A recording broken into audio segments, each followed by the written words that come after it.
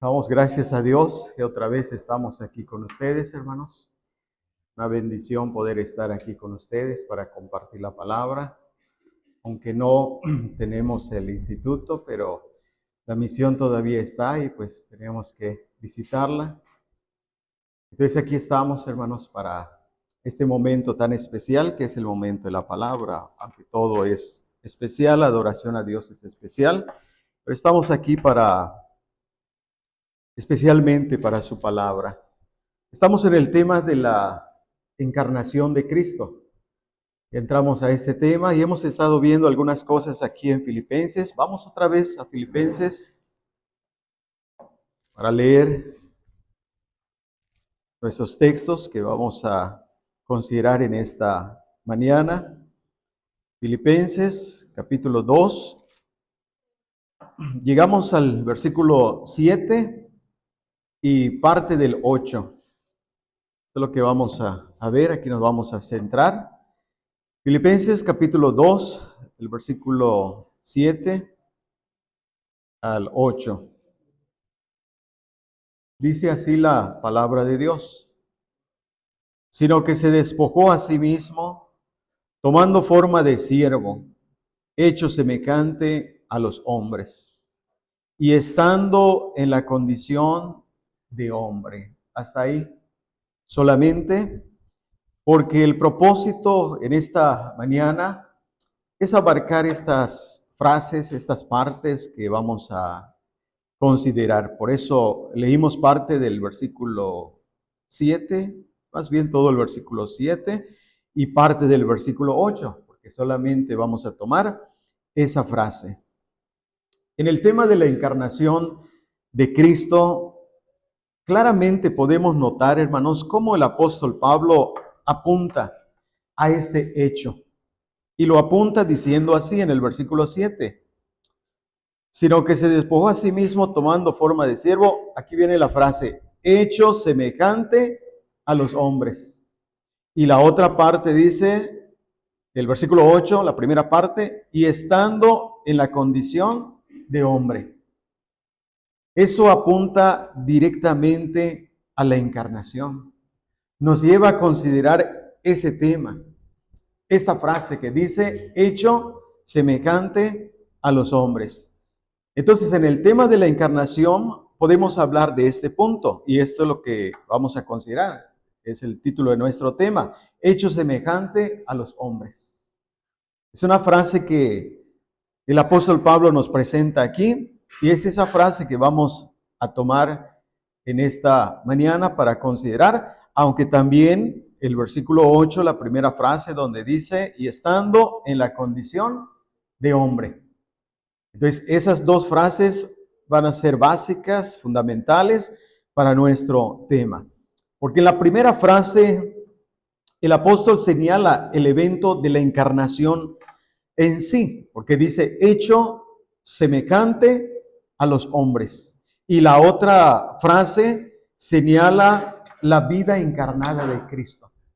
La vida encarnada de Cristo, y lo dice de esta manera, estando en la condición de hombre, estando ya en esa condición de hombre. Fue hecho semejante a los hombres y estando en la condición de hombre.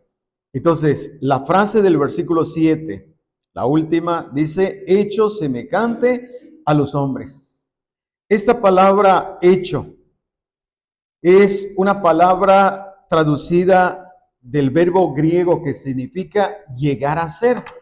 Hecho semejante a los hombres, llegó a ser semejante a los hombres. Cristo en su encarnación llegó a ser semejante a los hombres. Cristo en su encarnación entró en un nuevo estado, estando en la condición de hombre. En ese estado de hombre lo vieron semejante a los hombres. Por eso esas dos frases son muy importantes, son necesarias para seguir entendiendo el tema de la encarnación de Cristo y poder entender ya lo que es la humanidad de Cristo, porque anteriormente habíamos visto el tema de la divinidad de Cristo. Entonces, en esta ocasión estamos con el tema de la encarnación y estos versículos nos están dando prácticamente la enseñanza. Porque como vemos en el versículo 7, tomando forma de siervo. Al tomar forma de siervo es tomar forma de hombre. Solamente que esa palabra que vimos, la forma de siervo, indicaba lo que él hacía, de cómo él vino como el siervo de Jehová, de cómo él actuó como siervo, pero siempre es en relación a su encarnación o a su humanidad. Entonces, para comprender la enseñanza de estos versículos que son tan importantes para nuestro tema, podemos observar el uso plural y singular que Pablo hace de la palabra hombre. Por ejemplo, en el versículo 7 dice, hecho semejante a los hombres, una forma plural. Y en el versículo 8 dice, y estando en la condición de hombre. Ahí está el plural y ahí está el singular. Y eso es muy importante para nuestro tema, lo que vamos a ir viendo. La primera frase nos habla de un modo general. En la segunda frase nos habla de un modo particular. Hombre, estando en la condición de hombre. En Cristo más bien, fue hecho semejante a los hombres en forma general y vivió en la condición de hombre de una forma particular. Por eso vemos que la enseñanza se enfoca en Cristo como hombre, hecho semejante a los hombres, estando en la condición de hombre. Por eso el tema de hoy también se va a centrar en Cristo, hombre, hecho semejante a los hombres. Pero vamos a ver que Cristo realmente fue un hombre. Por eso la definición teológica es verdadero Dios, verdadero hombre. Verdadero Dios, verdadero hombre. Y no olvidemos que el apóstol Pablo está demostrando la divinidad de Cristo. Estaba demostrando la divinidad de Cristo y ahora se lanza para demostrarnos su humanidad. Y recordemos que Cristo es Dios, Cristo es divino, pero en relación a lo que es la divinidad, la Trinidad divina, recordemos que está el Padre, el Hijo y el Espíritu Santo. Y en relación a la Trinidad divina, Cristo es el Dios Hijo. Cristo es el Dios Hijo o el Hijo de Dios. Entonces, comencemos con la frase que está al principio del versículo 8. Estando en la condición de hombre. Esto es lo que vamos a hacer. Vamos a tomar esta frase, después vamos a tomar la otra. Vamos entonces aquí, en esta parte, para que nosotros consideremos, para que nosotros vayamos viendo de cómo Él, estando en la condición de hombre. Entonces, lo primero que vamos a considerar es que Cristo realmente fue hombre. Fue un hombre real, auténtico. Pero para enfatizarlo más, al final del versículo 7 dice, hecho semejante a los hombres. Entonces, esta relación nos hace pensar en primer lugar. Vamos a nuestro primer punto en esta mañana con el tema. El primer punto es, Dios Hijo fue hecho hombre. Dios Hijo fue hecho hombre. Aquí está claramente, obsérvenlo. Hecho semejante a los hombres y estando en la condición de hombre. Vean cómo dice, lo apunta, estando en la condición de hombre.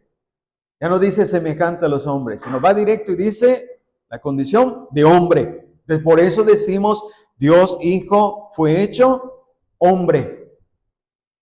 Y vamos a ver entonces que esto es así, que a Cristo se le vio, se le consideró, y de hecho, él mismo se consideró hombre.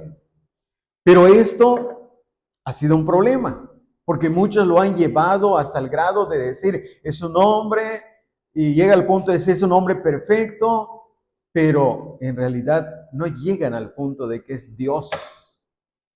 No llegan hasta el punto de decir, es Dios realmente, es Dios auténticamente. Pero vamos a ver que en su encarnación, Dios Hijo fue hecho hombre. Entonces, en primer lugar, Jesús se llama a sí mismo hombre. Estamos en este punto. Dios Hijo fue hecho hombre. Pero en primer lugar, Jesús se llama a sí mismo hombre. Vamos al Evangelio, según Juan, el capítulo 8, versículo 39 al 40. Y aquí vamos a ver cómo el mismo Señor Jesucristo se considera hombre. Se llama a sí mismo hombre. El Evangelio de Juan, capítulo 8, versículo 39 al 40.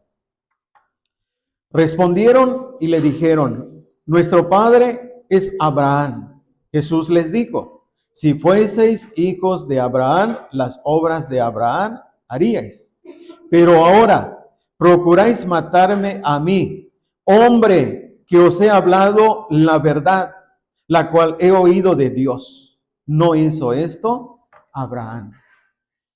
Cuando él tuvo este diálogo con estos judíos, encontramos que estos judíos procuraban matarlo, querían acabar con él, querían eliminarlo.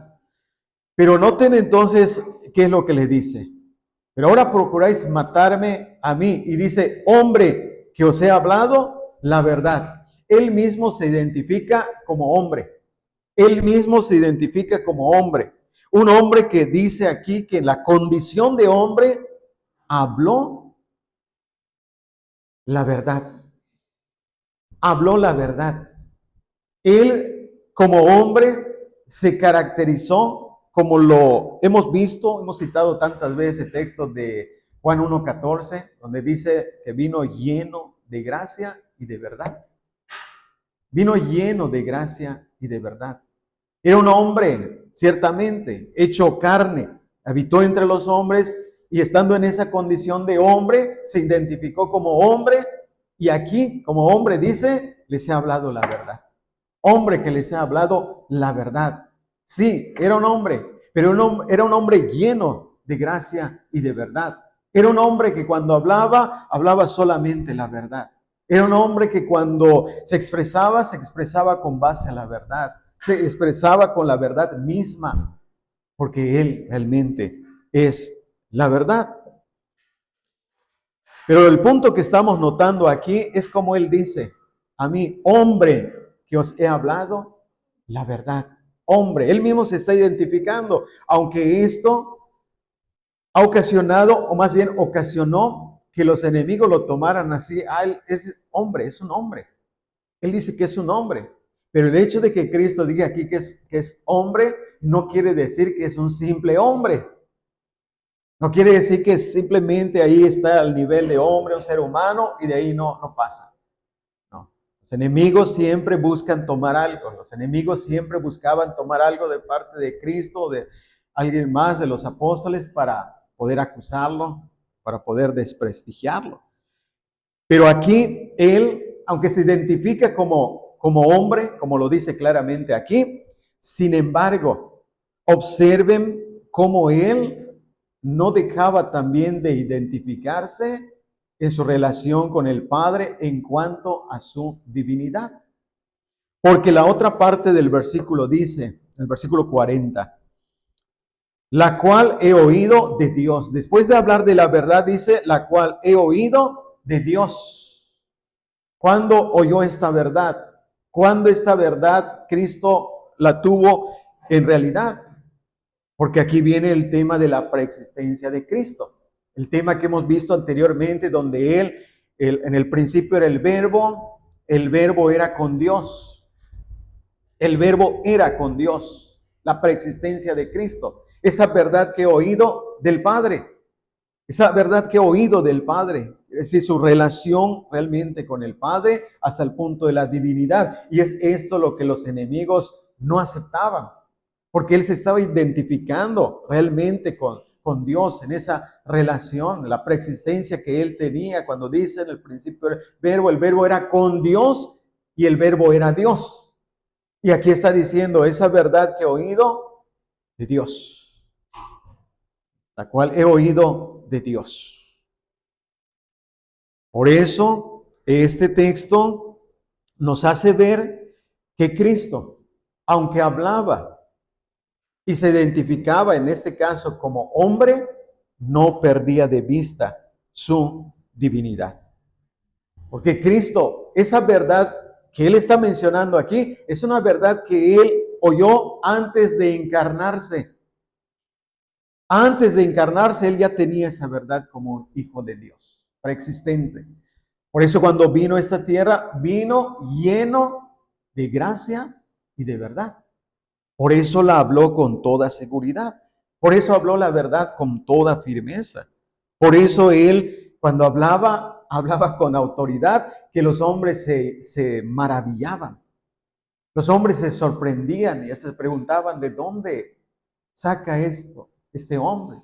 ¿De dónde obtiene esto este hombre? Si conocemos a su padre, conocemos a sus hermanos, ¿de dónde?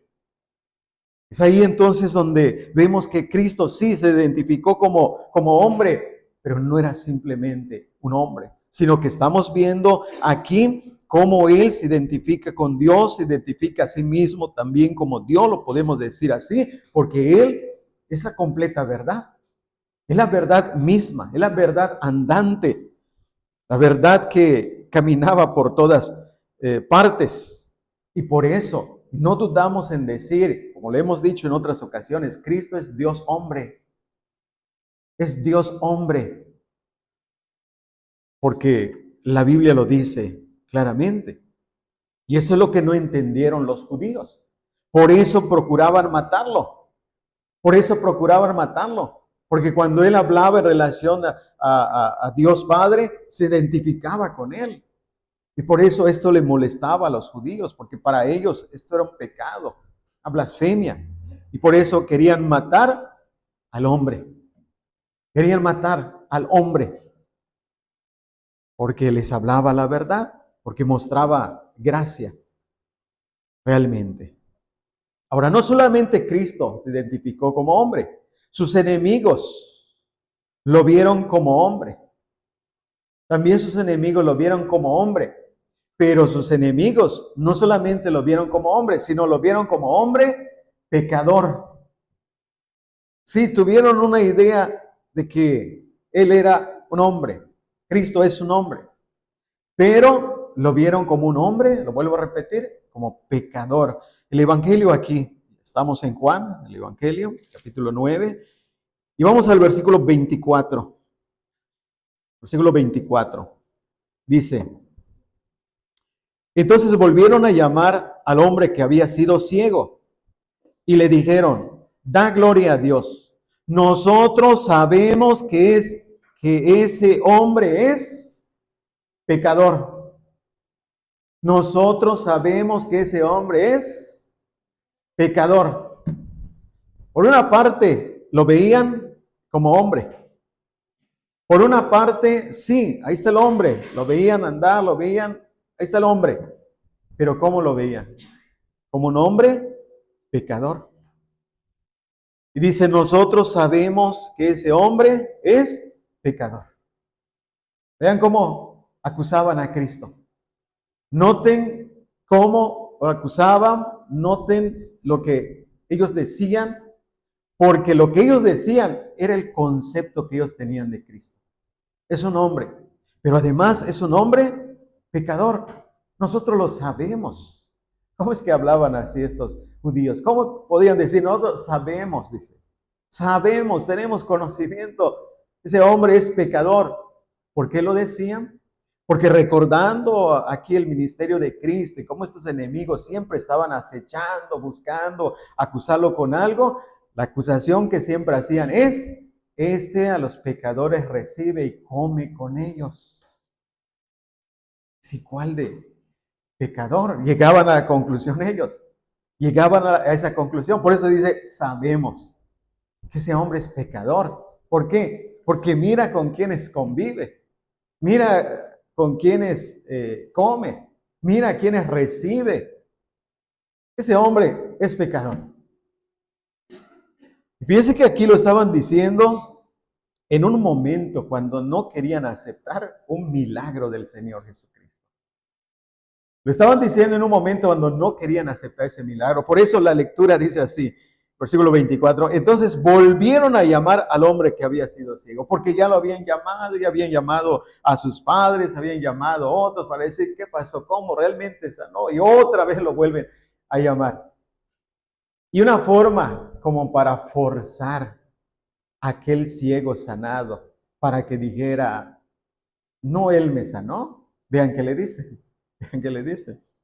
Da gloria a Dios. Nosotros sabemos que ese hombre es pecador.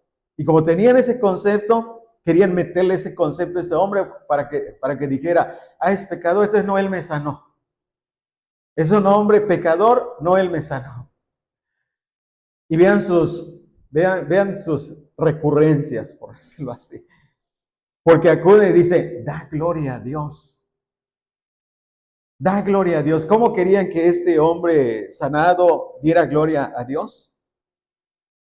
¿Cómo querían? Ellos claramente estaban convencidos, dicen, nosotros sabemos que ese hombre es pecador. Es un simple hombre y además es pecador. Entonces no puede ser que haya hecho este milagro. Y llamaron al ciego sanado como para decirle, no puedes atribuirle un milagro porque nosotros sabemos que ese hombre es pecador. Y además no puedes darle la gloria a Dios por ese milagro, sino da gloria a Dios. Ahora, ¿cómo querían estos hombres que el ciego sanado diera gloria a Dios? Mintiendo. Porque ellos estaban convencidos, ese hombre es pecador.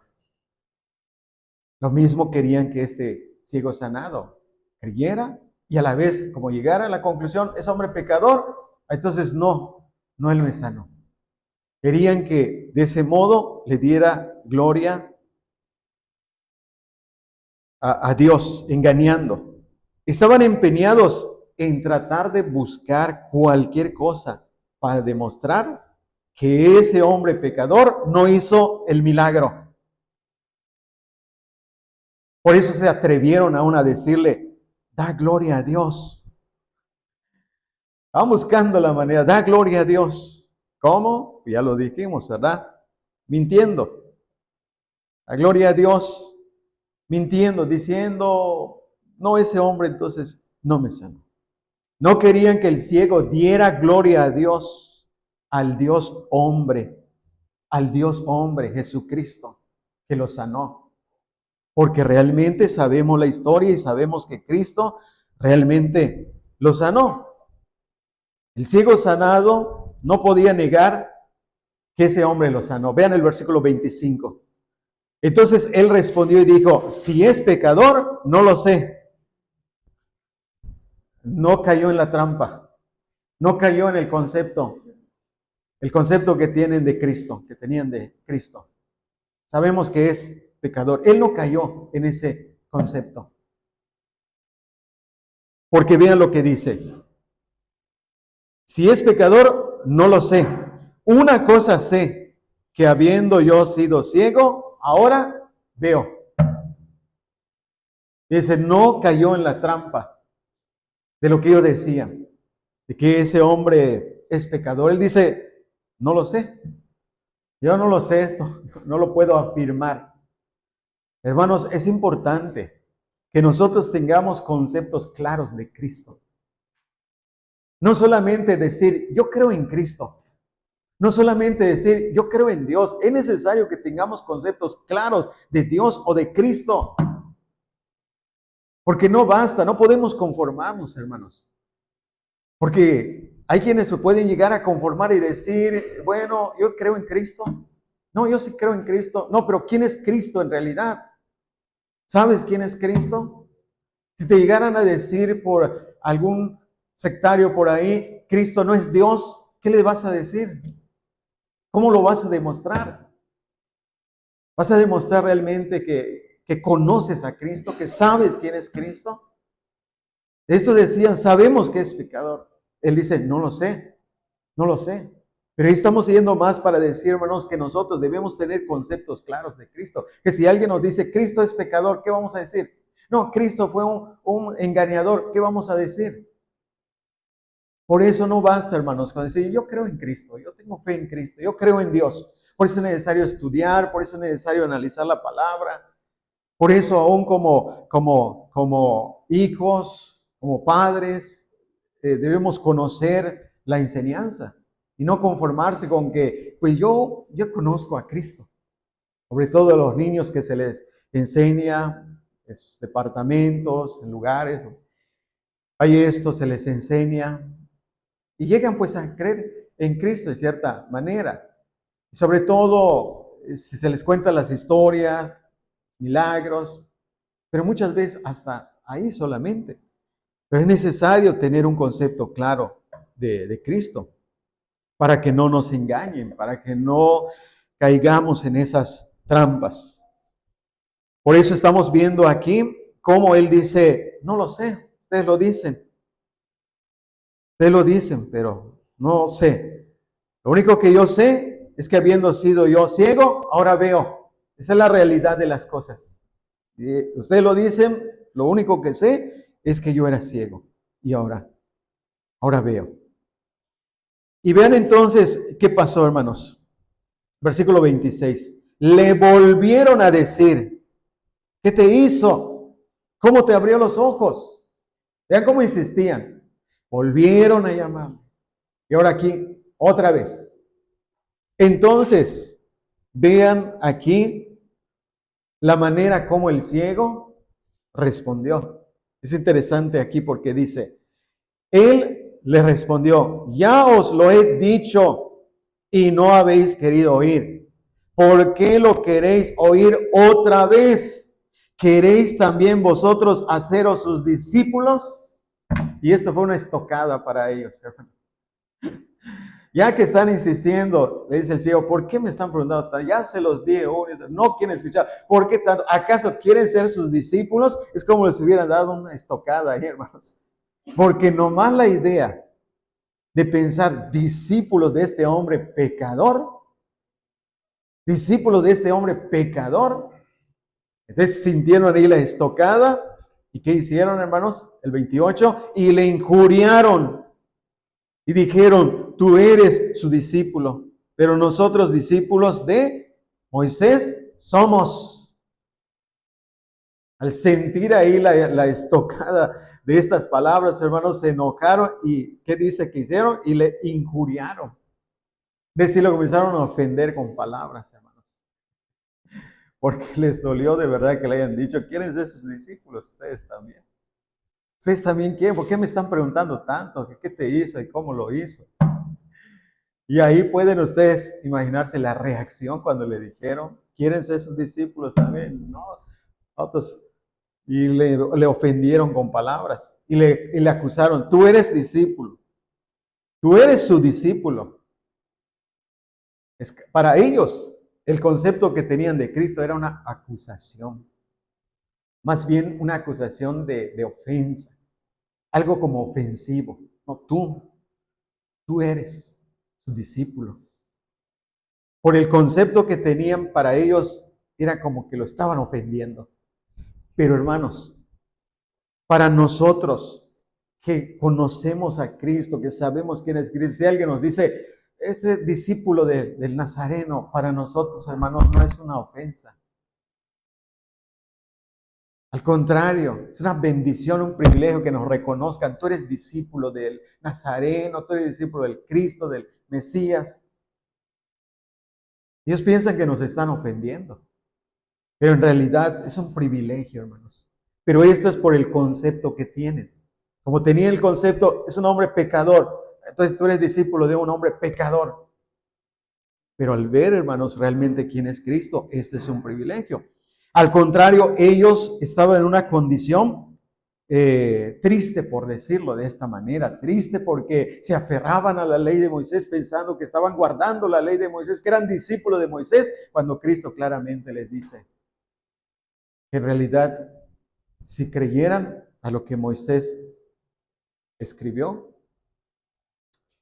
creerían también en Cristo, porque Moisés escribió de mí, le dijo en otra ocasión, demostrándoles que ni siquiera son lo que pretenden ser. Pero aquí tenemos entonces esto, hermanos, que los enemigos decían, sí, ese es un hombre, pero es un hombre pecador. Entonces, ¿qué concepto tenían estos enemigos? Que sí, Jesucristo es un hombre, pero es un hombre pecador. Pecador. Su incredulidad les cegaba a tal grado que no vieron realmente quién era Jesucristo. Lo vieron como un hombre pecador. No lo vieron como un hombre con toda la plenitud de la deidad. No lo contemplaron de esa manera, como los discípulos, cuando escribió Juan y dice, vimos su gloria. Vimos su gloria, gloria como del unigénito del Padre, lleno de gracia y de verdad. Pero esos no lo vieron así.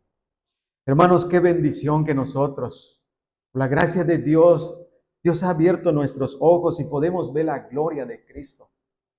Podemos ver la belleza de Cristo con sus cualidades, con sus atributos. Gracia, verdad, misericordia, justicia, santidad. Qué bendición, hermanos, que podamos ver a Cristo. Qué bendición que nuestros ojos hayan sido abiertos para poder ver a Cristo realmente en su gloria. Qué bendición, hermanos. Porque si hay alguien aquí que todavía no logra ver a Cristo así, que todavía no ve a Cristo, quiere decir que están cegados sus ojos. Porque vean cómo lo dice, hermanos, vimos su gloria. Porque cuando vemos su gloria, hermanos, es como para que nos rindamos a sus pies. Para que nos rindamos a Él, Cristo, con toda su gloria. Pero estos hombres, vean cómo lo veían, hombre pecador. Mientras más lejos de Él, mejor. Es un hombre pecador. Pero cuando vemos su gloria lleno de gracia y de verdad, ¿cómo quisiéramos estar cerca de Él? ¿Cómo quisiéramos estar más cerca de Él? Porque ya hemos visto su gloria. El concepto que tengamos de Cristo, eso va a hacer que nos acerquemos más a Él o nos alejemos de Él. Y en este caso estamos viendo cómo estos enemigos, sí, vieron a Cristo como hombre, pero como hombre pecador. Y eso les motivaba a que las personas, otros judíos igual que ellos, buscaron a estos judíos alejarlos de Él. Alejarlos. No se junten con Él, que no convivan con Él. Pero la realidad es esta entonces, hermano. Los enemigos lo vieron como un hombre, pero como un hombre pecador. Ahora, en tercer lugar, en el primer punto que estamos, en tercer lugar, en otra ocasión, los judíos lo vieron como hombre. Esta es otra ocasión, que lo vieron como hombre, pero no lo vieron como Dios. Vamos a ver, Cristo demostraba que era Dios. Juan capítulo 10. Juan capítulo 10. El versículo 33. 30 primero. Yo y el Padre, uno somos. Yo y el Padre, uno somos. Aquí está, poniéndose en igualdad con el Padre. Y esa igualdad significa divinidad. En contexto lo podemos ver en otras partes. Yo y el Padre, uno somos. Igualdad, divinidad. Ahora, cuando Cristo demostraba que era Dios, en esta ocasión, los judíos nuevamente expresaron el concepto que tenían de Él. Versículo 33. Ahora sí vamos al versículo 33. Le respondieron los judíos diciendo, por buena obra no te apedreamos, sino que por la blasfemia, porque tú siendo hombre, te haces Dios. Tú siendo hombre, te haces Dios. Hermanos, Él cuando demostraba que era Dios, actuaba como Dios, se hacía como Dios, sabemos bien que no es blasfemia. Sabemos bien que es Dios porque conocemos a Cristo. Sabemos que Cristo es Dios, de modo que Él no estaba usurpando algún lugar. Él no estaba ocupando un lugar que no le pertenecía. No, Él estaba hablando realmente lo que Él era. Pero en esta ocasión estamos viendo cómo expresaron el concepto que él tenía, que tenían de él. Los judíos pensaban de Cristo. Tú siendo hombre, vean cómo dice, hermano, tú siendo hombre. En el caso del ciego sanado, los judíos tenían razón por una parte y por otra parte se equivocaron. Tenían razón cuando dijeron, ese hombre, un hombre. Se equivocaron cuando dijeron, es pecador. Dijeron una verdad, pero dijeron otra mentira acerca de él. En este caso, los judíos también lo vieron como hombre, pero no lo vieron como Dios, sino vieron que quería usurpar el lugar de Dios, porque te haces Dios, estás usurpando un lugar que no te pertenece, porque tú eres hombre. Tú siendo hombre, tú estando en la condición de hombre. Porque eso es lo que Pablo también dice, estando en la condición de hombre. Y estando en esa condición de hombre, pues lo miraron solamente como hombre. No vieron la realidad de la encarnación. Porque la encarnación significa que Dios fue hecho hombre. Que Dios Hijo fue hecho hombre. Que Dios se encarnó. Ellos no lo vieron, solamente lo vieron como hombre. Lo vieron como un hombre que hacía buenas obras. Porque el versículo 33 dice, le respondieron los judíos diciendo, por buena obra no te apedreamos. Lo reconocieron como un hombre que hacía buenas obras. Lo veían hasta un punto y decían, este hombre está haciendo buenas obras. Este hombre está haciendo algo bueno, este hombre. Por eso no tenemos problema. ¿Dónde tenían problemas? Cuando ese a quien ellos consideraban hombre se hacía pasar por Dios. Actuaba como Dios, hablaba como Dios. Ahí tuvieron ese problema. Y hermanos, este ha sido el problema siempre y hasta hoy.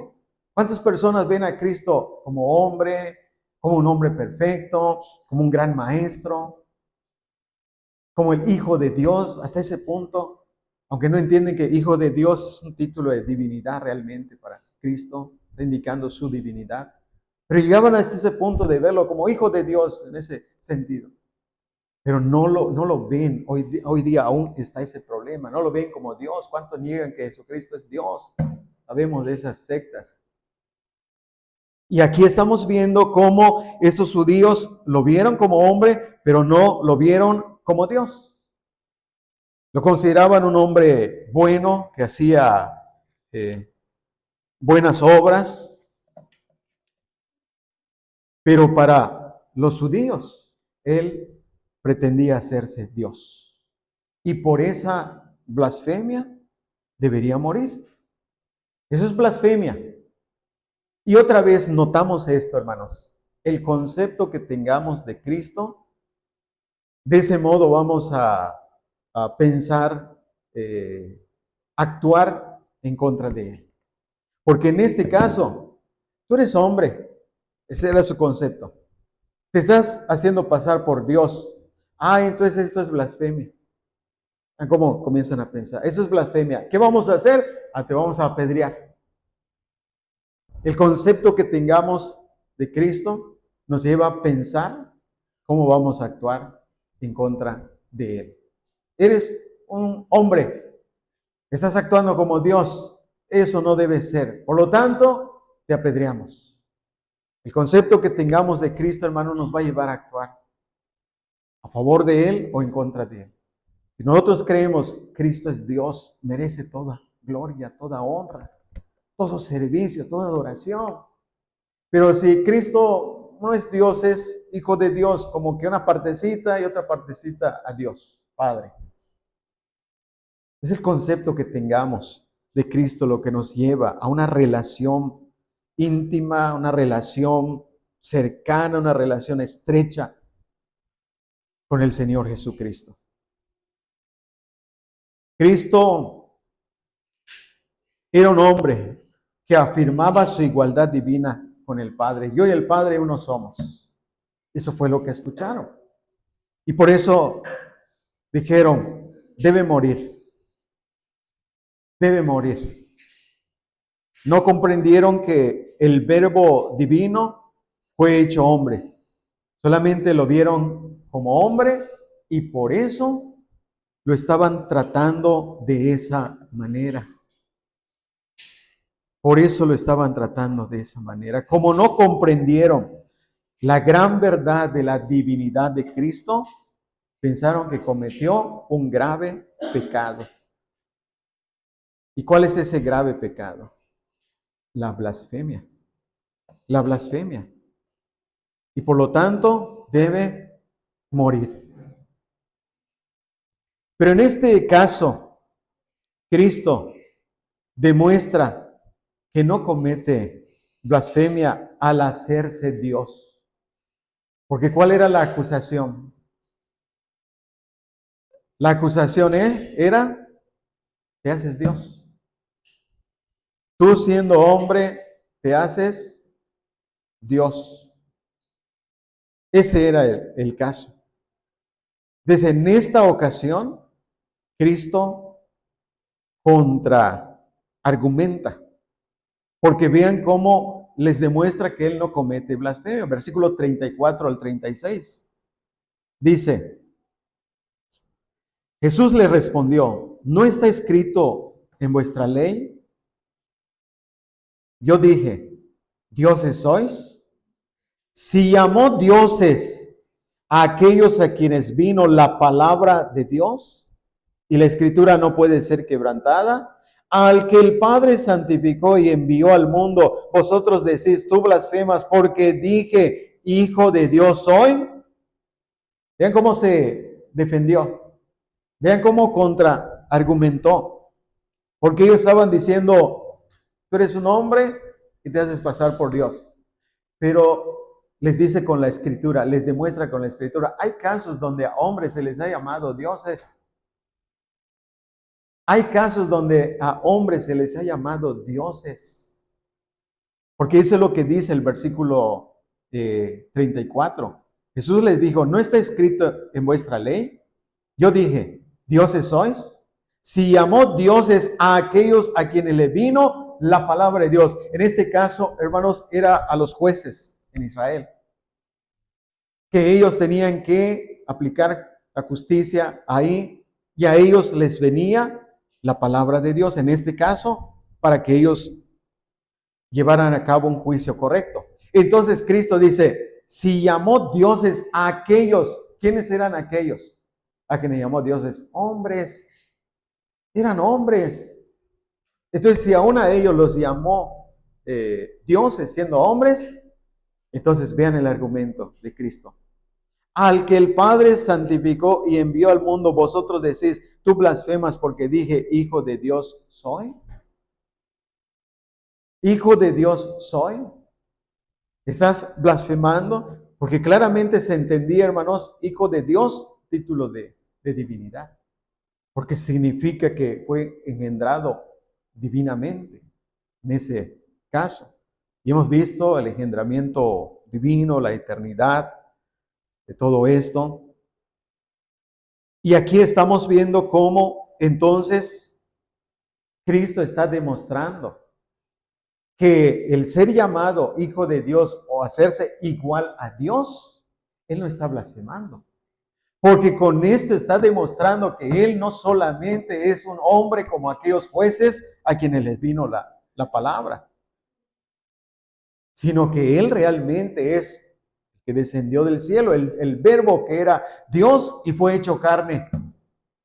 Es el Dios, el verbo que era Dios, fue hecho carne, no es simple hombre. Y si a estos simples hombres, a estos simples hombres, les llamaron dioses, entonces Cristo con mayor razón es llamado Dios o Hijo de Dios. Por eso, nuevamente, hermanos, aquí está el Dios hombre. Aquí está el Dios hombre, demostrando realmente que Él no está blasfemando, porque lo querían apedrear. Por blasfemia te vamos a apedrear, porque te haces Dios. Vean que para ellos, hijo de Dios es Dios. Hijo de Dios, te haces Dios. Y realmente Cristo estaba en lo correcto cuando Él se hacía Dios, porque ya sabemos que Él es Dios. Pero como ellos tenían el concepto de que Cristo es hombre, y esa es la verdad, es hombre, pero recuerden, hermanos, no un simple hombre, es Dios hombre. Pero estamos demostrando que sí lo vieron como hombre, que Él mismo se identificó como hombre. Y en este caso, aquí lo tenemos entonces, hermanos, al Dios hombre. Tú siendo hombre, es cierto, es la verdad, pero lo acusaban de hacer algo que no era propio de un hombre. Y por esa parte ellos tenían razón. Un hombre, simple hombre, no puede hacerse Dios. Pero en este caso, Cristo no era un simple hombre. Hermanos, era el Dios encarnado, que fue hecho hombre. Y estando en la condición de hombre, hizo estas obras, estos milagros que lo identificaban ante la gente. Y muchos solamente lo vieron como, sí, hace buena obra. Hace buena obra, es un hombre que hace buena obra. No, pero aquí vemos el punto, hermanos, cómo llega hasta la divinidad. Entonces tenemos aquí, hermanos, en este caso, cómo Cristo se identifica como hombre. Sus enemigos lo identificaron también como hombre, aunque ya estamos viendo los errores que ellos tenían al identificarlo como hombre. Ahora, el apóstol Pablo también lo identifica como hombre. Y este texto es un texto muy conocido, 1 Timoteo 2, el versículo 5, 1 Timoteo.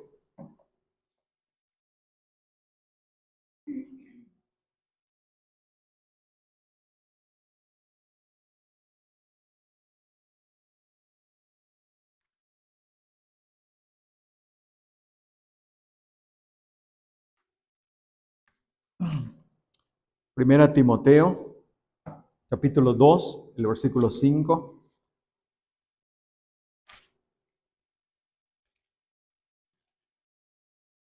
Dice, porque hay un solo Dios y un solo mediador entre Dios y los hombres. Dice, Jesucristo, hombre. Jesucristo, hombre. Vean cómo el apóstol Pablo también apunta. Aquí otra vez, directamente a Jesucristo como hombre. Hay un solo Dios y un solo mediador entre Dios y los hombres. Y dice Jesucristo, hombre. Hay un solo Dios. En cuanto a la esencia divina, hermanos, es una sola esencia divina. Un solo Dios esencialmente, pero manifestado en tres personas. Y a esas personas se les llama Dios. Aquí, por lo tanto, está exaltando la esencia divina, de una sola esencia divina, un solo Dios en ese sentido. Pero ahora muestra y dice, y un solo mediador entre Dios y los hombres. Y dice, Jesucristo, hombre. Ahora lo relaciona con el hecho de que ya mencionó entre Dios y los hombres. Y dice, Jesucristo, hombre. Porque en el contexto lo está colocando en relación a lo que pasa con los hombres, que dice que Dios quiere que todos los hombres sean salvos, que oren por estas personas, estos hombres, y por eso entonces encontramos, como dice, porque hay un solo Dios y un solo mediador entre Dios y los hombres, y dice Jesucristo, hombre, apunta a Jesucristo. Y al apuntar a Jesucristo, vemos cómo lo relaciona con su humanidad. Porque en un punto está la divinidad y en el otro punto está la humanidad de Cristo. Es el Dios hecho carne. Al ser Dios hombre, lo capacita perfectamente para ser el mediador entre Dios y los hombres. Porque no tiene defectos en la parte de Dios para ser mediador entre Dios y los hombres. En relación a la mediación entre Dios, Él no tiene defectos. Él no tiene fallos ahí como para decir, es que no comprende esto de Dios. es que no entiende esto de Dios. No, Él perfectamente. Y la parte para ser mediador a favor de los hombres, Él de igual manera. Fue un hombre real, auténtico. Entonces es el perfecto mediador. ¿Por qué? Porque es Dios hombre. Porque es Dios hombre. Y por eso el apóstol Pablo vemos cómo apunta esto y dice, Jesucristo hombre. Jesucristo hombre. Y Él se presentó, Cristo, hablando de Cristo, se presentó claramente como el mediador entre Dios y los hombres. Porque cuando Él vino, hermanos, vino, ¿cómo? Es el mediador, ahí está el mediador entre Dios y los hombres, por decirlo así, poniéndolo de esta manera. Dios y los hombres. ¿Quién estaba ahí? Cristo, Cristo. Por eso ese texto, hermanos, tiene mucho sentido, el texto de Juan 14:6. Cuando Él se presentó claramente diciendo, yo soy el camino, la verdad y la vida. Nadie viene al Padre sino por mí, dijo Cristo. Ahí está Él. Ahí está el mediador entre Dios y los hombres. ¿Y cómo se presentó? Dice, se presentó como yo soy el camino, la verdad y la vida. Y el punto que estamos mencionando de la verdad, hombre que les he hablado la verdad. Porque solamente Él es el mediador perfecto para ir al Padre.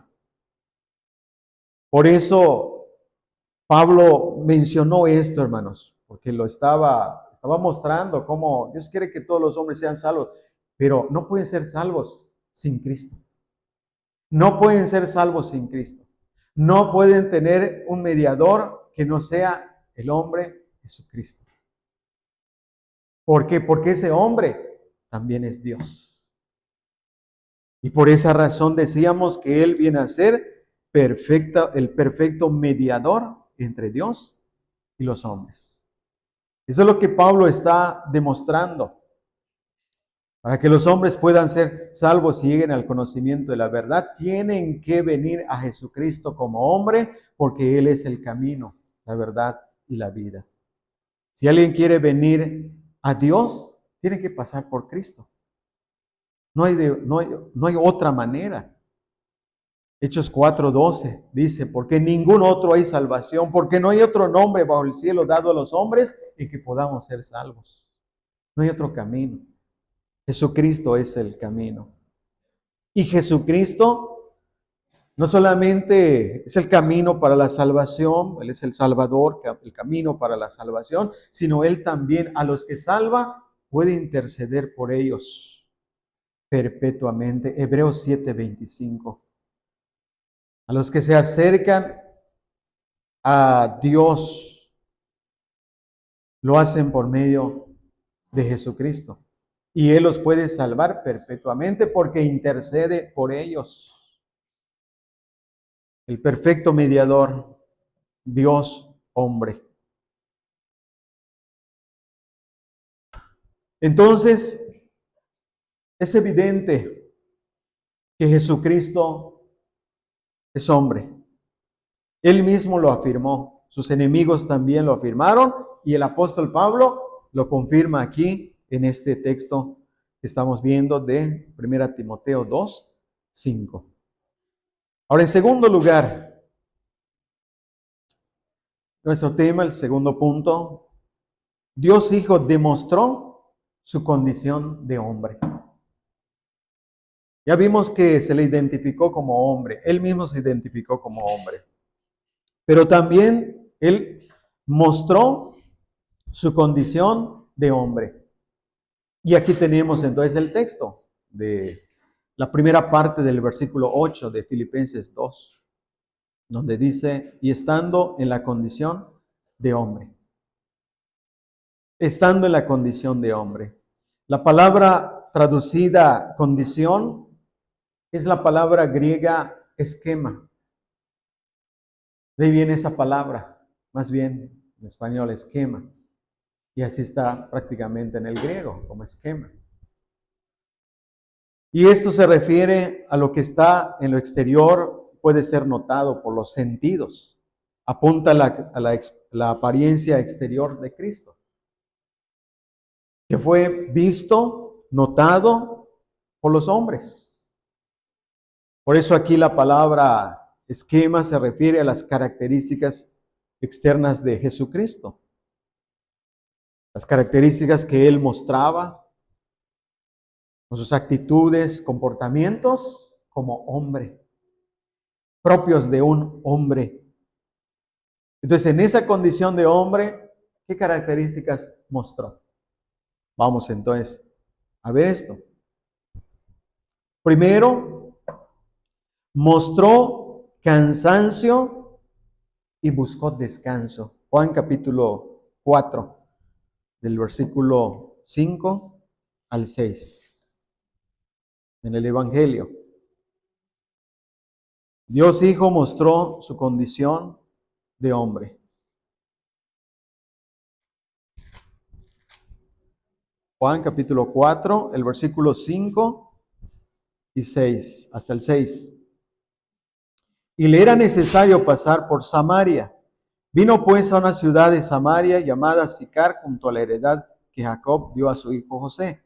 Y estaba ahí el pozo de Jacob. Entonces Jesús, cansado del camino, se sentó así junto al pozo. Era como la hora sexta, estando en la condición de hombre. Cristo mostró su condición de hombre y aquí lo tenemos, hermanos. Aquí cansado. Y eso, cansancio. Pero además, versículo 7. Vino una mujer de Samaria a sacar agua y Jesús le dijo, dame de beber. Tuvo sed.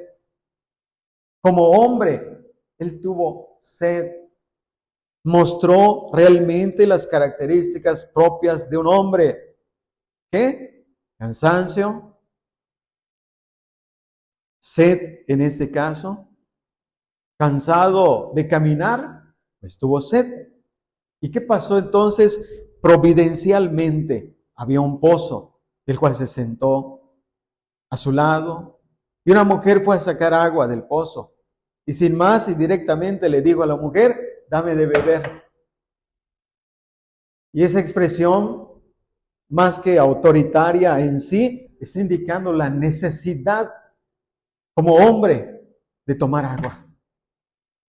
Dame de beber, como que cansado y sediento, dame de beber, como que estaba desfalleciendo. Dame de beber. Esto está demostrando que en realidad estuvo en la condición real de un hombre. Jesucristo, hombre, como lo estamos viendo aquí. Además, tuvo hambre. Versículo 8. Pues sus discípulos habían ido a la ciudad a comprar de comer. Tuvo hambre. Sus discípulos habían ido a comprar de comer. O sea, quiere decir, fueron a comprar para comer, pero no solamente ellos iban a comer, sino que Cristo también tenía hambre. Porque se tratara nomás de ellos. Bueno, ellos son los discípulos, ellos tienen hambre, Él es Dios, no tiene hambre. No, pues hubieran ido y comen y regresan. Sin embargo, fueron a comprar comida para traer. Fueron a comprar comida para traerle al Maestro, a Jesucristo, porque tenía hambre. Y podemos ver que realmente tenía hambre, porque cuando vinieron, vean que les dicen en el versículo, porque ahí sigue la historia, porque ellos fueron a comprar y como que entra en escena el evento del diálogo de Cristo con la mujer. Entran en escena y ahí está platicando. Como que termina la plática, esa larga, y en el versículo 31, cuando ya vinieron, dice, entre tanto los discípulos le rogaban diciendo, Rabí, come. Ya regresaron con la comida, Cristo tuvo el diálogo ahí con la mujer, regresaron y ¿qué le dijeron? Rabí, come. ¿Por qué? Porque cuando fueron a comprar la comida, tenía hambre. Tenía hambre. Por eso ellos, entendiendo que tenía hambre, cuando vinieron, ¿qué dijeron? Rabí, come. Come, tienes hambre. Pero aquí tenemos una gran lección. Aquí tenemos una gran lección, hermanos, de parte de nuestro Señor Jesucristo. Porque vean que cuando Él estaban insistiendo en que comiera, ¿qué dijo el Señor Jesucristo? Versículo 32 al 34. Él les dijo, yo tengo una comida que comer que vosotros no sabéis. Vean esta lección, hermanos. Y vean la falta de entendimiento de los discípulos. Entonces los discípulos decían unos a otros, ¿le habrá traído alguien de comer? Entonces Jesús les dijo, mi comida es que haga la voluntad del que me envió y acabe su obra. Vean esta gran lección, hermanos. Ante una gran necesidad, ¿qué prefirió el Señor? Ante una gran situación, hermanos, de que ciertamente tenía hambre, no fingía tener hambre, hermanos, porque algunos pudieran pensar, pero es Dios. No, fue un hombre, lo estamos viendo, fue un hombre y tuvo hambre. Pero, hermanos, estaba ante un alma perdida. Estaba ante un alma perdida.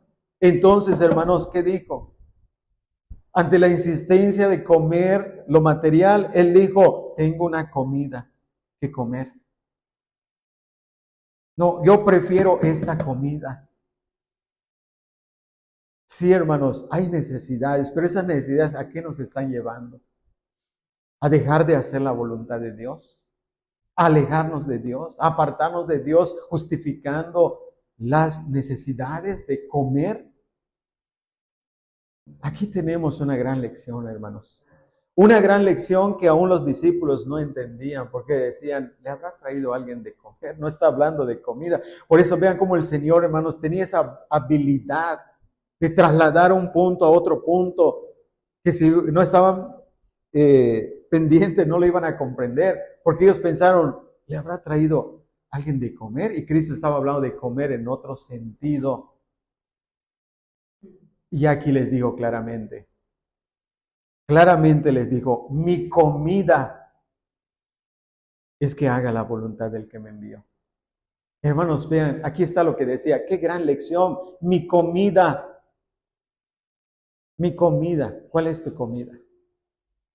¿Cuál es tu comida? ¿Cuál es tu convivio? Y esto, hermanos, lo digo porque en las iglesias sucede mucho esto, los miembros de las iglesias sucede mucho esto. Lo que tengo en mente es esto, escúchenlo, hermanos. Muchas veces por causa del convivio familiar, la fiesta familiar, la comida familiar, muchas veces dicen, pues es que es domingo y mi familia tiene una gran comida, tiene esto. ¿Y qué hacen? ¿Qué prefieren? ¿Qué prefieren? ¿Tu comida aquí la adoración, tu comida aquí la palabra o la comida familiar?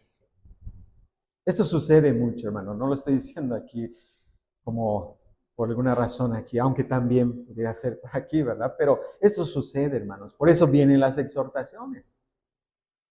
Porque sucede, hermanos. Qué gran ejemplo tenemos aquí, hermanos. Mi comida, ¿cuál es?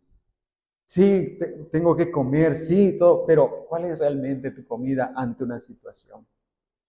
Mi comida es que haga la voluntad del que me envió. ¿Por qué?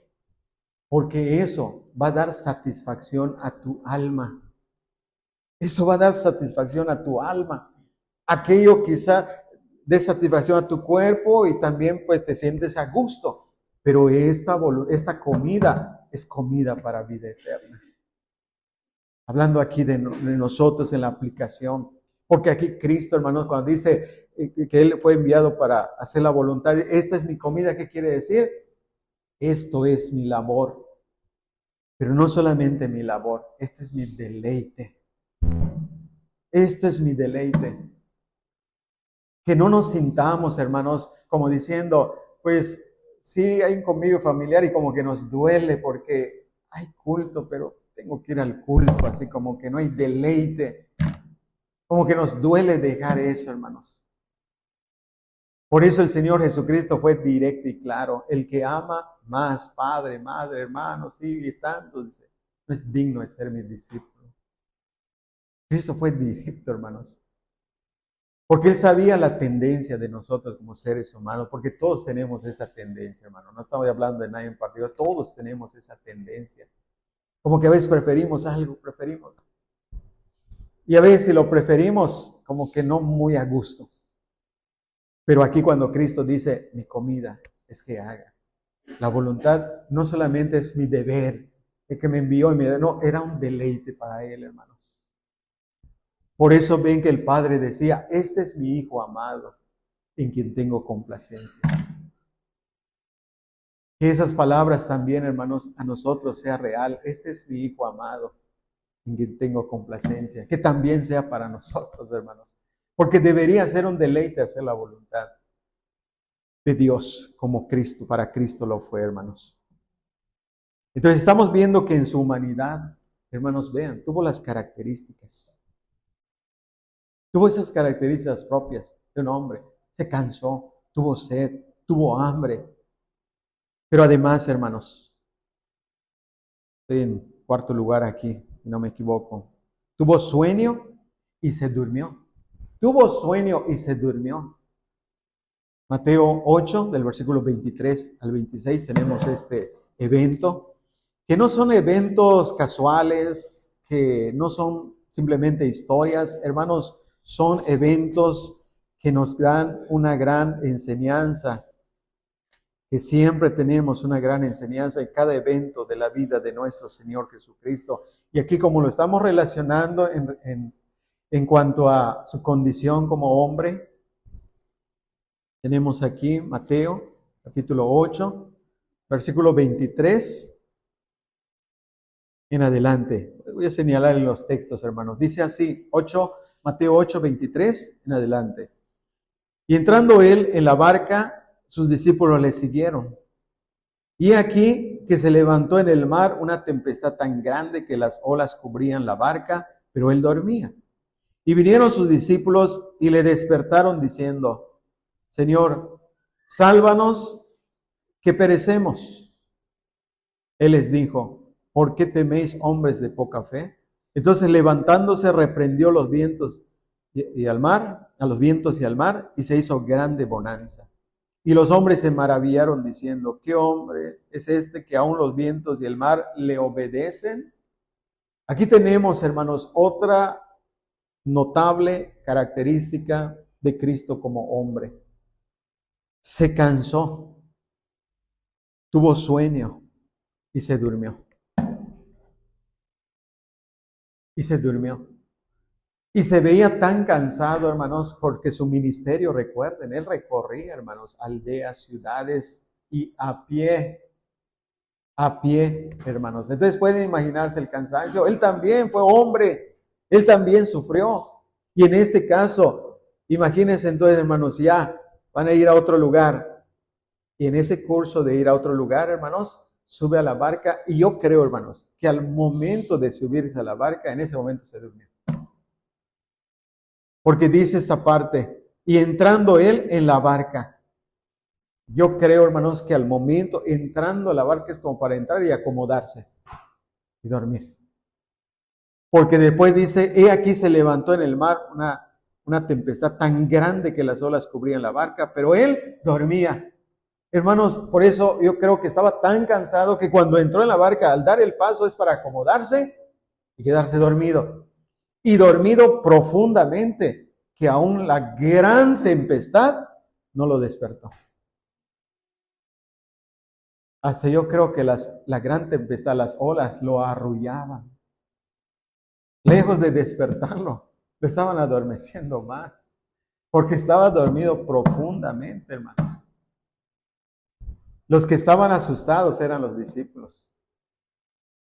Los discípulos sí estaban asustados, porque pensaron que, y ahí, hermanos, durmiendo. El Dios de Israel no se dormirá, ni se adormecerá. Hermanos, qué misterio, ¿verdad? El hombre sí está durmiendo, pero el Dios de Israel no se dormirá. No se dormirá el que guarda a Israel. Y aquí lo tenemos entonces, hermanos, durmiendo profundamente, que sus discípulos estaban desesperados y pensaban, nos vamos a ahogar, nos vamos a ahogar. Y fueron, ¿y qué pasó, hermanos? Dice el 25, vinieron sus discípulos y le despertaron. diciendo, Señor, sálvanos que perecemos. Hermanos, ante esto que estamos viendo, que ni las olas de tempestad lo despertaban, hermanos, vinieron sus discípulos y sus discípulos sí lo despertaron. Pero en realidad, hermanos, cuando dice, y le despertaron, diciendo. Ahora, cuando dice le despertaron, hermanos, ¿realmente los discípulos despertaron o él quiso despertar? O él quiso despertar, hermanos. Porque si las fuertes olas que estaban golpeando lo despertaron, un grito ahí lo despertó, o él quiso despertar. Hermanos, yo creo que sí, ciertamente como dice, vinieron a despertar, lo despertaron, quiere decir, vinieron a despertarlo. Pero en realidad, hermanos, él quiso despertar. Él quiso despertar. Porque estaba durmiendo profundamente ante una gran tempestad. ¿Por qué no dice tempestad, hermanos? Dice gran tempestad. No era solamente ahí un golpecito, una ola, por más, no, gran tempestad para enfatizar y darnos cuenta que estaba profundamente dormido, que como hombre de verdad tuvo un sueño profundo, que aún vinieron a despertarlo, pero él quiso despertar. Él quiso despertar. ¿Y se despertó para qué? Para reprenderlos. Para reprenderlos. Porque vean, hermanos, cómo les dijo. Véanlo. La creación no tiene el poder sobre él. Las olas, el mar, su creación, no tiene poder sobre él. Él tiene el poder sobre su creación. Por eso las olas no lo despertaron, no lo podían ahogar.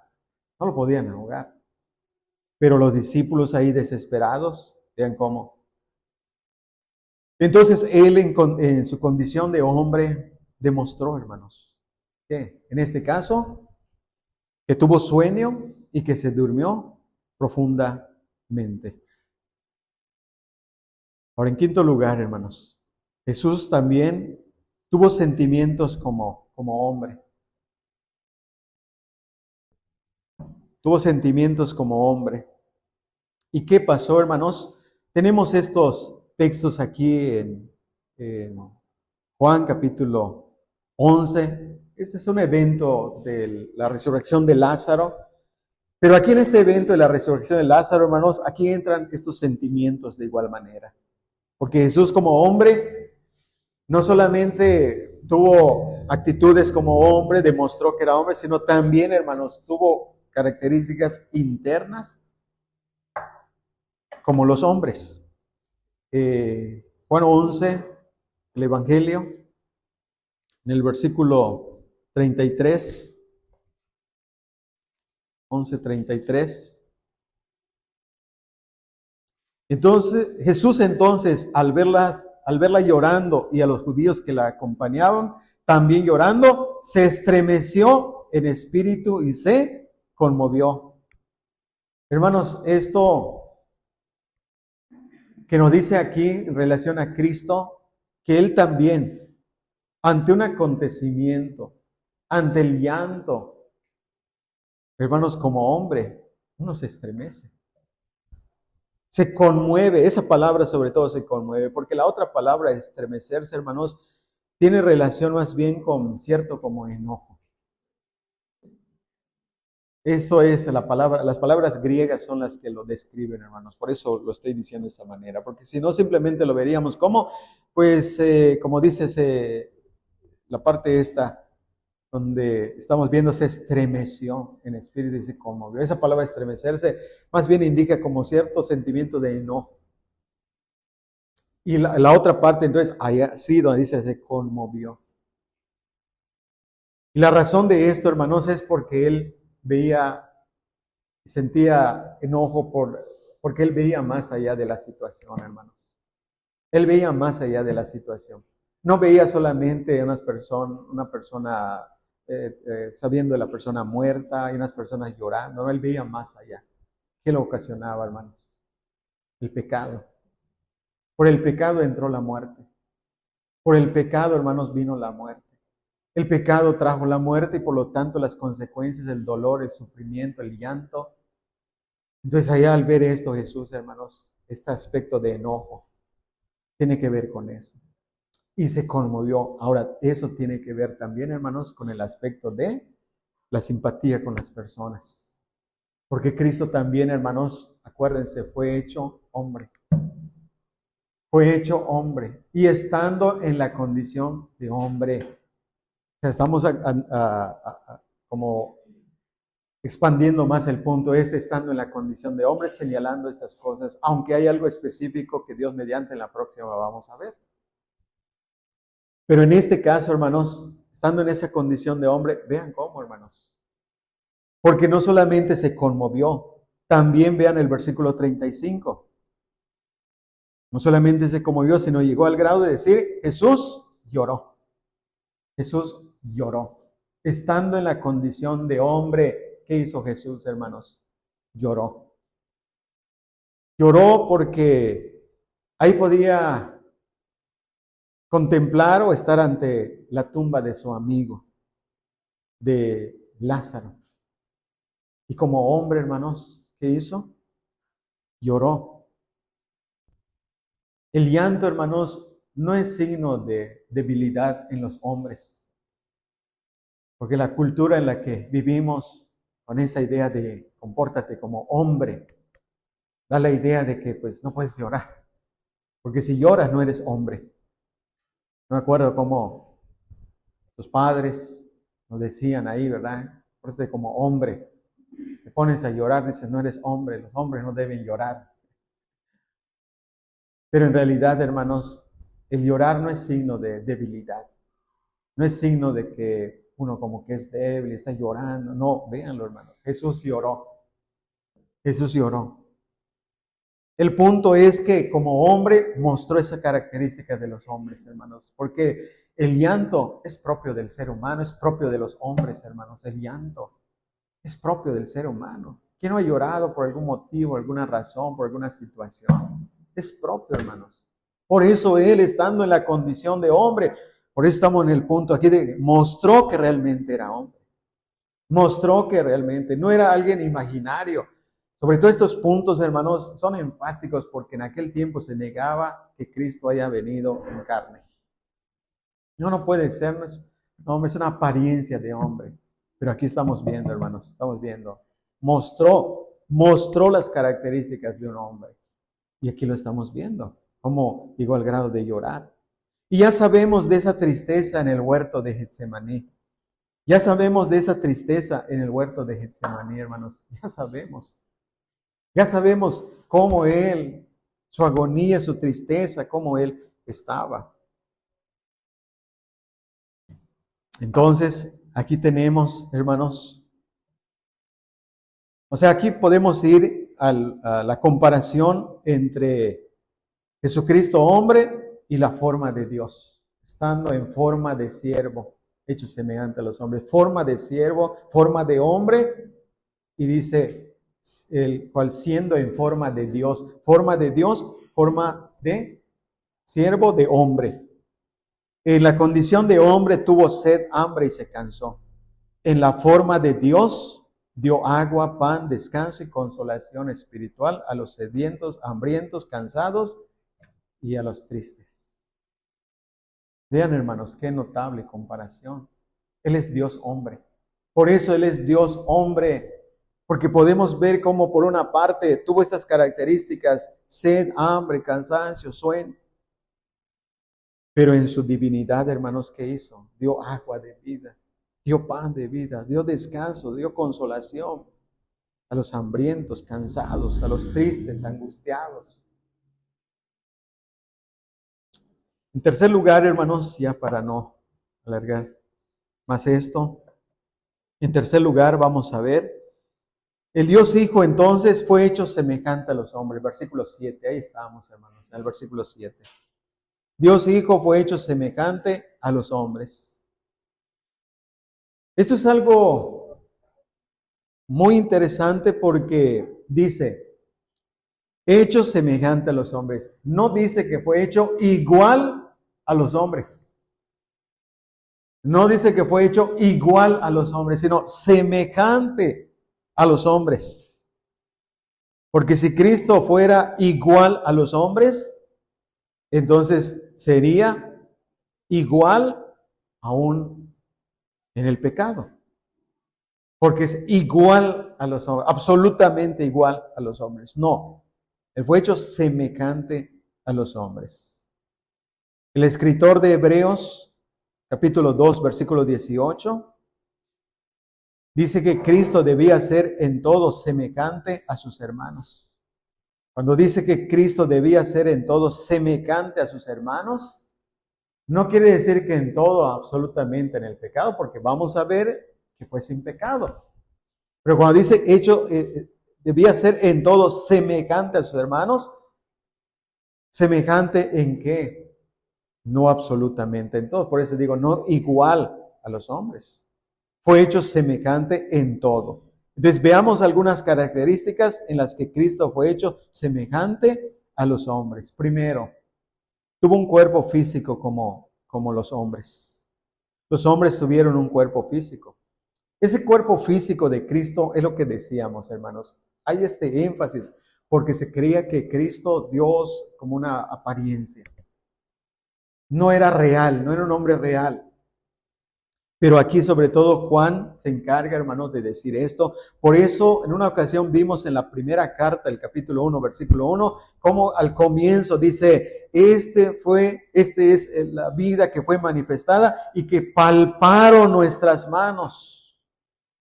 Que palparon como para dar sentido fuerte a esa idea de que fue real, de que hasta lo palparon, dice ahí el versículo, hermanos.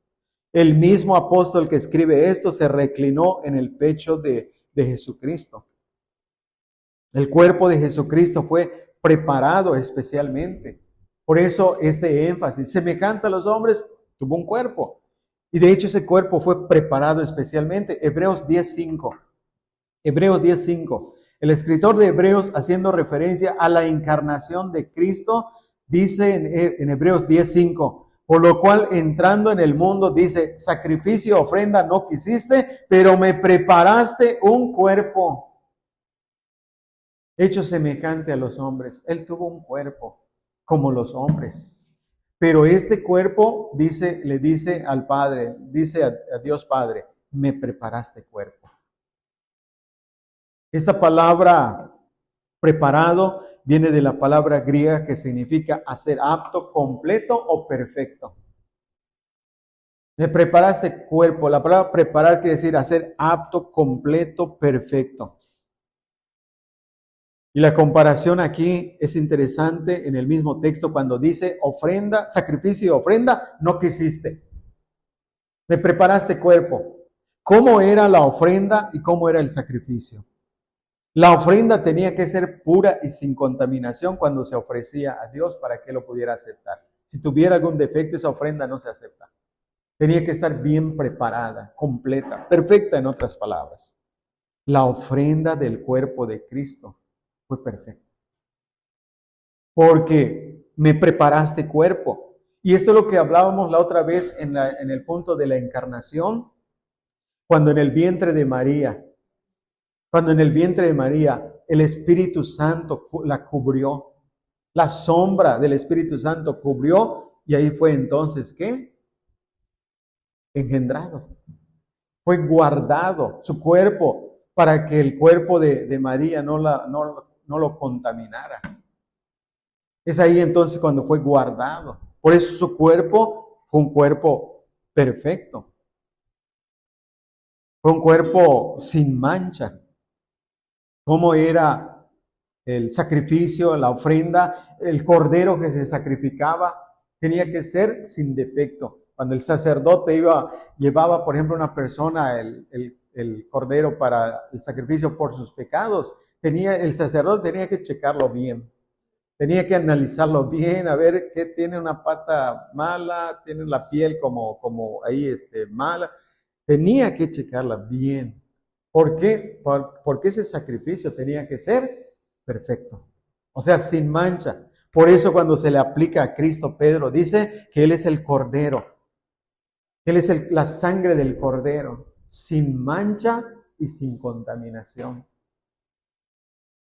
Quiere decir que el cuerpo de Jesucristo fue perfecto, apto, totalmente sin mancha, para que su sacrificio pueda ser aceptado a nuestro favor.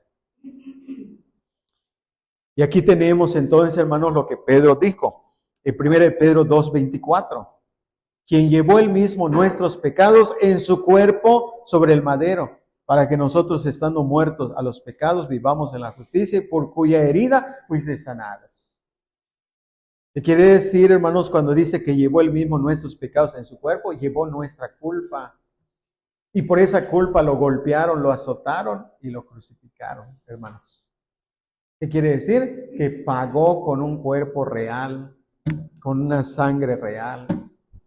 Legalmente, por decirlo así, hermanos, tuvo que pagar con sangre, porque la ley exigía el pago.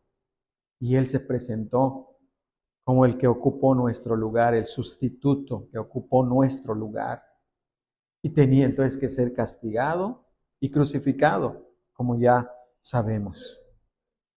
Porque Cristo, al tomar la responsabilidad legal de los pecados, sufrió la pena por esos pecados.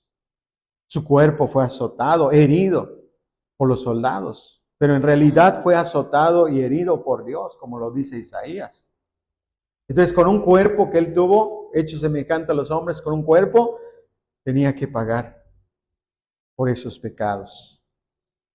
En segundo lugar, Cristo tuvo un alma como hombre. O sea, Cristo, por eso decíamos, fue un hombre real. ¿Por qué? Porque tuvo también un alma, como los hombres, hecho semejante a los hombres, tuvo un alma. El Señor Jesucristo no solamente tuvo un cuerpo físico, sino también tuvo un alma. En Mateo 26:38, es ahí cuando el Señor dice, mi alma está muy triste hasta la muerte.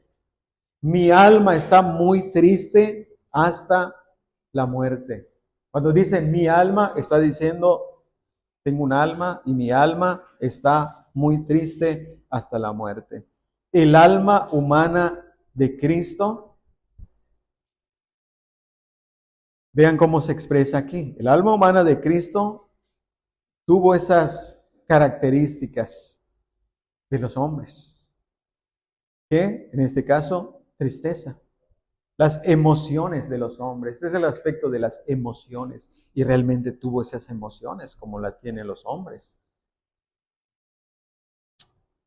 Pero vean cómo su alma fue perfecta. Su alma no tuvo defecto. Por eso, hermanos, los aspectos de tristeza, de angustia para un creyente no quiere decir que en sí son pecados.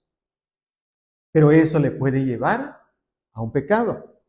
Pero el hecho de la tristeza, la angustia que pasamos, no quiere decir que estamos mal, que estoy en un pecado por esa angustia y por esa tristeza, como que no debo estar triste. Es propio del ser humano, en este caso. Pero ya como creyentes, esas emociones, esos sentimientos, los debemos ver a la luz de la palabra de Dios, porque eso también nos puede llevar entonces a cometer algún mal. Por la tristeza, metemos algo, por la tristeza nos vemos impulsados a cometer algo. Por la angustia que estamos viviendo, podemos actuar de una manera. Pero en el caso de Cristo, hermanos, su alma fue perfectamente impecable. Incluso dice en Juan 12:27, mi alma está turbada. ¿Qué quiere decir, hermano? Es lo que decíamos, es lo que a veces uno siente en su interior, hermanos, cuando a veces piensas en una situación muy desagradable, como que el alma se turba. Cristo lo experimentó. Por eso, hermanos, vean, Él es el mediador entre Dios y los hombres. Por eso Él nos puede entender, incluso nos puede comprender aún en ese sentido. No aprueba nuestras actitudes, pero nos comprende en ese sentido en el cual nosotros pasamos por una angustia, una aflicción. Ahora, lo que hacemos en esa situación, a veces equivocada, y decimos, pero es porque estaba en esta situación y todo. Cristo ahí no lo aprueba. Ahí no va a decir que, pues sí, como que aprobando lo que nosotros decimos, no. pero sí, hermanos, Él entiende nuestra situación, porque Él mismo padeció, dice la Biblia. Él mismo padeció, y ese texto se refiere a que padeció siendo tentado, es otro punto también. Pero estamos aquí viendo esto, hermanos. Y además, en tercer lugar, Cristo tuvo un espíritu como hombre. Marcos 8:12, gimiendo en su espíritu. Mateo 27:50, Cristo entregó el espíritu. También, hermanos, vean, hecho semejante a los hombres. Al momento de entregar el espíritu, como todo hombre, como todo ser humano, en un momento de nuestra vida, entregaremos el espíritu, hermanos. Cristo tuvo entonces alma, espíritu, como lo estamos viendo aquí. En cuarto lugar, hermanos, para no detenernos tanto en cada punto, el crecimiento humano de Cristo. Y esto lo destaca el evangelista Lucas, hecho semejante a los hombres. ¿Qué quiere decir, hermanos? Que nació como un bebé, pero en realidad el punto que nació como un hombre, bebé, un hombre, ser humano. Lucas destaca este punto, hermanos, porque en dos textos aquí dice Lucas 2:40, y el niño crecía y se fortalecía y se llenaba de sabiduría y la gracia de Dios era sobre él. Lucas 2:40. Lucas 2:52 dice, y Jesús crecía en sabiduría y en estatura y en gracia para con Dios y los hombres. El evangelista Lucas enfatiza el crecimiento de Cristo para mostrarnos que fue verdaderamente un hombre hecho y derecho, como se dice. ¿Por qué? Porque vean cómo tuvo las características propias de todo hombre, lo que es propio en el hombre.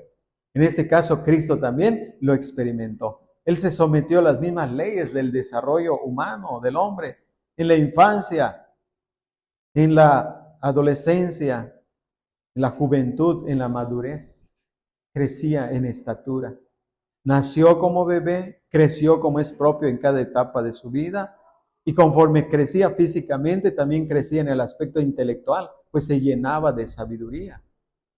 A pesar de ser el niño Dios en este caso, es el niño que en su cuerpo humano crecía, porque Dios no puede crecer.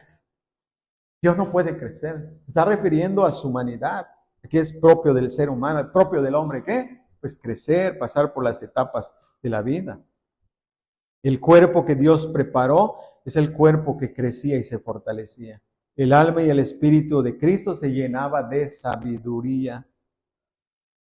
Por eso, hermanos, vean cómo. Nos está mostrando, fue hecho semejante a los hombres. ¿Por qué semejante? Porque los hombres tuvieron un cuerpo corrompido. Cristo no. Cristo tuvo un cuerpo perfecto. Los hombres tienen un alma pecaminosa, contaminado por el espíritu, el alma y el espíritu. Cristo no lo tuvo, hermanos. Cristo no tuvo mancha, Cristo no tuvo defecto en su alma y en su espíritu. Por eso, hecho semejante a los hombres. Pero hay aquí, hermanos, unos textos que en quinto lugar, ya para ir concluyendo, hermanos, Cristo tuvo una naturaleza humana como hombre, su naturaleza humana como hombre. Tuvo esa naturaleza humana, pero sin pecado. Semejante a los hombres, no igual a los hombres. Significa que tuvo una naturaleza como hombre, pero no pecadora como los hombres. Por eso fue hecho semejante a los hombres. Por eso el apóstol Pablo, y aquí me voy a apurar un rato, hermanos, porque el tiempo sí ya nos está ganando. Voy a apurar aquí. Por eso Pablo dice que Jesús no conoció pecado. Segunda a los Corintios 5:21. Pablo dice que al que no conoció pecado, Dios lo hizo pecado. No conoció pecado en el sentido experimental. No conoció pecado en el sentido también de su naturaleza. No conoció el pecado, no practicó el pecado, sino que fue considerado pecador porque quiso ocupar el lugar del pecador. No porque cometió pecado, no porque tenía pecado. La ley condena al pecador. Cristo toma el lugar del pecador. Legalmente fue considerado pecador, y por lo tanto tenía que ser castigado. Es diferente considerarlo pecador por sustitución a considerarlo pecador por práctica, como lo hacían los judíos fariseos. A él decían, es pecador. Él es pecador. Ese hombre es pecador. Nosotros podemos decir, Cristo es pecador por sustitución, pero no como ellos lo consideraban. Ellos lo consideraban que nació en el pecado y que por lo tanto pecaba. El apóstol Juan dice en 1 Juan 3:5, al que no conoció pecado. No hay pecado en él, más bien, 1 Juan 3:5. Él dice claramente que en él no hay pecado en él. Y como no hay pecado en él, y aquí ya está apuntando algo más específico, hermanos. Cuando dice no hay pecado en él, quiere decir que él no trajo esa naturaleza. Por eso el punto aquí, hecho semejante a los hombres, tuvo también una naturaleza humana, pero perfecta. Perfecta, hermanos. ¿Por qué? Porque él no tuvo esa naturaleza pecadora, porque cuando dice aquí no hay en él pecado, está hablando de esa naturaleza de pecado, naturaleza pecadora. No hay nada en él. En él quiere decir no tuvo esa naturaleza pecadora como nosotros lo tenemos. Y por eso en el capítulo 1, versículo 8, el apóstol dijo, si decimos que no tenemos pecado, nos engañamos a nosotros mismos. Vean cómo dice, si decimos que no tenemos pecado, en él no hay pecado como naturaleza. Por eso vean cómo Juan en tiempo presente dice, si decimos que no tenemos pecado. Está hablando del tiempo presente. Por eso nosotros, hermanos, no podemos decir, no, yo no tengo pecado, pero hay que especificar también. Porque eso se puede tomar como una referencia que tenemos pecado y como que estamos justificando el pecado, pero no, hermanos. Juan aquí no está justificando el pecado, está hablando de la realidad de la vida de un creyente, que aunque sea creyente verdadero, salvo por la gracia de Dios, todavía el pecado mora en él. En ese sentido, somos pecadores. No en la práctica, así como que diga, soy creyente, soy cristiano, pero tenemos pecado como para justificar la práctica del pecado. No. Por eso aquí dice de Cristo, en él no hay pecado. No está esa naturaleza. En nosotros sí tenemos pecado. Tiempo presente, hermanos. Entonces son esos pecados cuando decimos, hermanos, hay que confesar nuestros pecados, somos pecadores. ¿Por qué? Porque de ese pecado que tenemos a veces surge un mal pensamiento, un mal sentimiento, un mal deseo. Y aún como creyentes, hermanos, aún como creyentes, son esos pecados que debemos confesar y arrepentirnos, decirle, Señor, no permitas que yo tenga malos pensamientos, malos deseos. No es que estemos practicando, andando ahí en el pecado para decir, tenemos pecado, hermanos. No. Hay que entenderlo, hermanos. Cuando decimos, tenemos pecado, somos pecadores, ¿en qué sentido?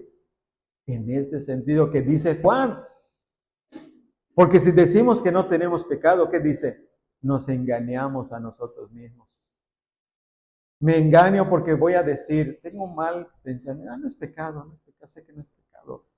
Porque vamos a pensar que pecado es nomás la práctica, pero no, la práctica, hermanos, es lo que surge de carne.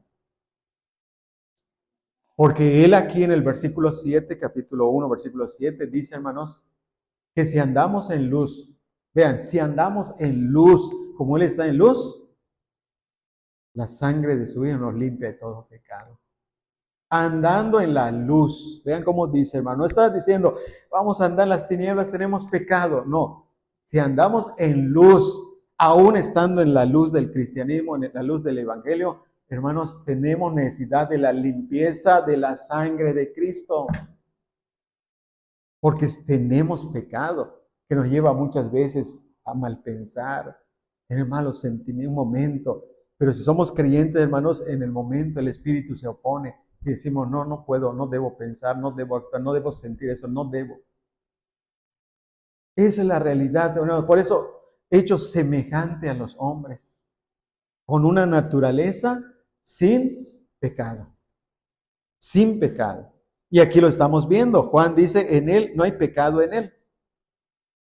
Por eso tenemos la redención plena en él. Porque el sin pecado, solamente él puede quitar nuestros pecados.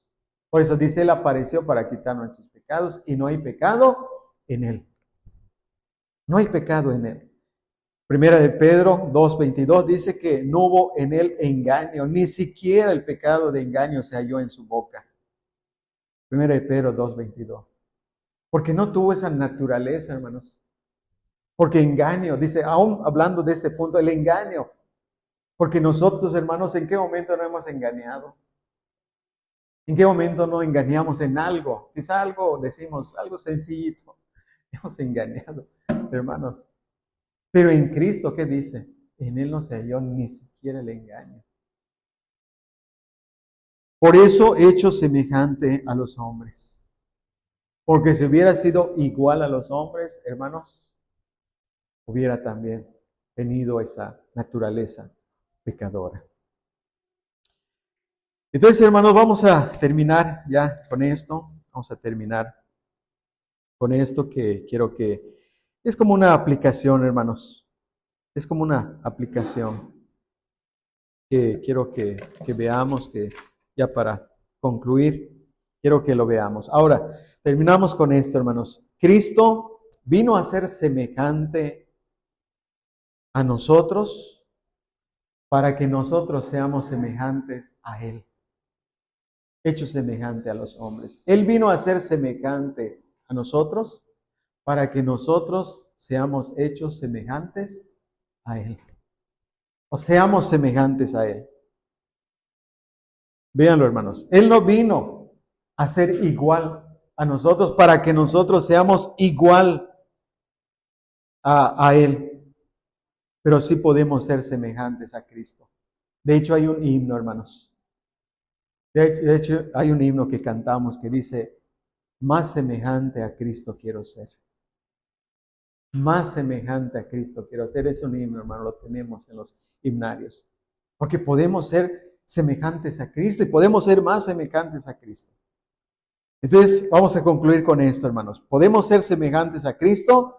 En Filipenses 2:5 los había exhortado y les digo, hay en vosotros este sentir que hubo en Cristo Jesús. Hay en vosotros también este sentir que hubo en Cristo Jesús. ¿Qué quiere decir? Quiero ser semejante a Cristo en su sentir. Quiero ser semejante a Cristo en su sentir. Por eso la exhortación, hermanos. Haya en vosotros este mismo sentir que hubo en Cristo Jesús. Teniendo el mismo sentir. Podemos ser semejantes a Cristo imitando su ejemplo. Primero a los Corintios 11:1, donde Pablo dice, sed imitadores de mí, así como yo lo soy de Cristo. Podemos ser semejantes a Cristo, hermanos, mirando su ejemplo. Mirando su ejemplo. Ahí está Él, su vida, su conducta.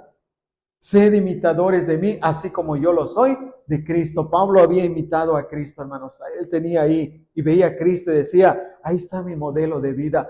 Quiero ser semejante a Él. Que seamos semejantes a Él, hermanos. Que seamos semejantes, en tercer lugar, que seamos semejantes a Él, aprendiendo de Él. ¿Cómo podemos ser semejantes a Él? Aprendiendo de Él. Cristo dijo, aprended de mí, Mateo 11:29, aprended de mí. Ahí está, hermanos. Ahí está nuestro ejemplo. Ahí está Él. Que seamos ejemplos, que veamos su ejemplo, para que nosotros, hermanos, aprendamos de Él y seamos como Él en este sentido, más semejantes a Cristo. Porque más abajo dice, hermanos, que soy manso y humilde de corazón. Ser semejante a Cristo, hermanos. No puedo ser igual a Cristo en su mansedumbre, hermanos. En su gran mansedumbre. No puedo ser igual, pero sí puedo ser semejante, hermanos. Seamos semejantes a Él. ¿Por qué, hermanos? ¿Cómo podemos ser semejantes? Siguiendo sus pisadas. 1 Pedro 2:21. Él pasó por este camino. Yo quiero ser semejante a Él. Quiero pisar también por ahí. Quiero andar por ahí. Quiero andar por donde Él anduvo. Ser semejante a Cristo, siguiendo sus pasos. Entonces, hermanos, seamos semejantes a Cristo ahora. Porque cuando Él venga, entonces seremos semejantes a Él plena y completamente en cuanto a este cuerpo que será transformado y será un cuerpo semejante al del cuerpo de la gloria suya. Entonces, hermanos, ahora tenemos que ser semejantes.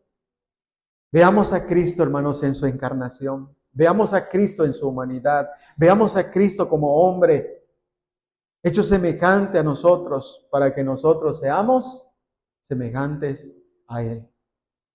Que Dios nos ayude, hermanos. Que Dios nos ayude porque Cristo es nuestro modelo de vida. ¿Quién es nuestro modelo de vida? ¿Quién es nuestro ejemplo de vida? ¿Quién sino Cristo? Entonces, hermanos, que seamos semejantes a Él.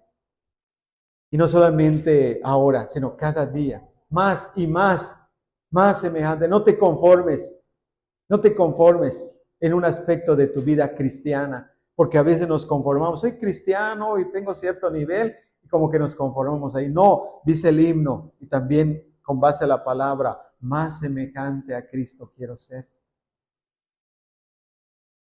Y hay otra parte de un himno que dice que en mí puedan ver a Jesús. Que en mí puedan ver a Jesús, a Jesucristo. Porque al ser semejante a Él, Cristo es semejante, ahí está Él. Que puedan ver a Cristo en nosotros. Hermanos, la encarnación de Cristo nos trae muchas lecciones. La encarnación de Cristo, aun viéndolo como hombre, hermanos, trae mucha enseñanza para nuestras vidas. Que Dios nos ayude, hermanos. Él fue hecho semejante a los hombres y en la condición de hombre demostró que de verdad es un hombre. Nosotros como hombres, hermanos, seamos semejantes a Cristo. Cada día, siguiéndolo, sirviéndolo, adorándolo. Que Dios nos ayude todo esto, hermanos.